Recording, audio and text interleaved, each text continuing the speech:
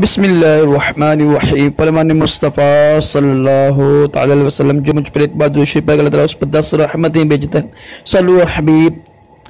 मेहमान नवाजी करना भी आज़ीम सुन्नत हमारे कराची अतारी नूरी दवा खाने की तरफ से। और आप देख रहे हैं मुजरब नुस्खे सुनेंगे आज क़ुव्वत बा के लिए।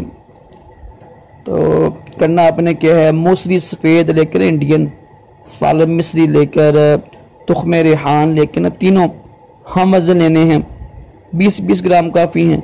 मूसली सफ़ेद को और सालम मिस्री को अलग अलग पीस लीजिएगा, क्योंकि तुख्म रेहान को पीसने की ज़रूरत नहीं है, वो वैसे पीसे होते हैं। तो मिला लें। सुबह 1 चम्मच तकरीबन 6 ग्राम सूप लेकर ना दूध में डाल के पी लें आप, ये वैसे ही दही के साथ खा लें।